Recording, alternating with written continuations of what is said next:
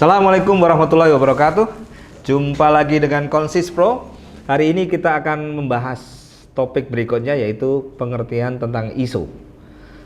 Jadi ISO ini banyak definisi. Salah satunya ada yang menyatakan tidak ada singkatan khusus atau definisi lain. Ada yang menyatakan ISO itu artinya equal atau sama gitu ya. Artinya seluruh standar dunia kalau mengacu pada ISO tertentu maka akan sama standarnya.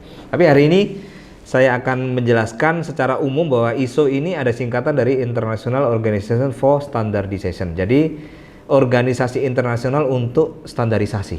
Jadi ini adalah organisasi internasional yang mengembangkan dan menerbitkan standar-standar global untuk berbagai bidang seperti produk, layanan, dan sistem manajemen. Tujuannya adalah untuk memfasilitasi perdagangan internasional, meningkatkan kualitas produk dan layanan atau jasa, serta meningkatkan efisiensi dan keamanan.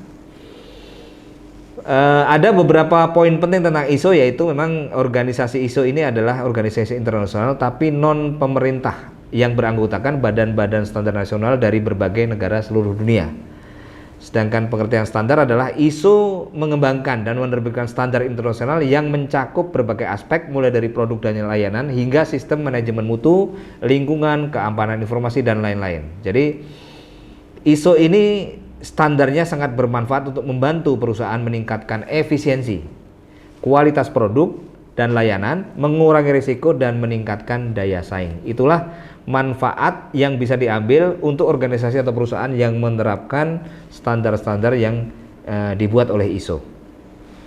Kita mungkin sudah akrab beberapa istilah yang ada di standar ISO, antara lain ISO 9001 tentang manajemen mutu, ISO 14001 tentang manajemen lingkungan, ada lagi ISO 27001 keamanan informasi, ada lagi ISO 45001 tentang kesehatan dan keselamatan kerja. Jadi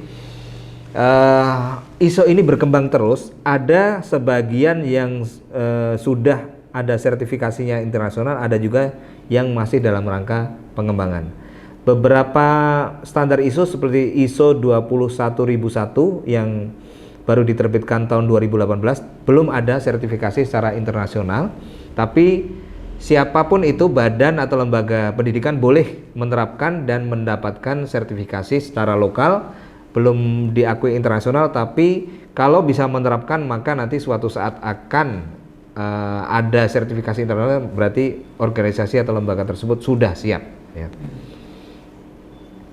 Itulah pengertian tentang ISO yang memiliki beberapa requirement atau persyaratan untuk suatu organisasi mendapatkan sertifikat ya. Misalnya untuk mutu yang paling populer 9001, beberapa perusahaan sudah menerapkan juga 14001 lingkungan, kemudian biasanya dirangkai dengan 45001 tentang kesehatan dan keselamatan kerja. Tapi kesadaran makin tinggi sehingga pentingnya supaya informasi tidak bocor kemana-mana, beberapa perusahaan sudah menerapkan ISO 27001. Ada juga di bidang kependidikan ada ISO 21001. Kemudian ISO terus mengembangkan, bahkan ada yang belum ada sertifikasinya seperti Lean Six Sigma, itu sudah ada ISO-nya secara tersendiri. Jadi itulah pengertian tentang ISO atau singkatannya International Organization for Standardization. Sekian, sampai jumpa lagi ke topik berikutnya. Wassalamualaikum warahmatullahi wabarakatuh.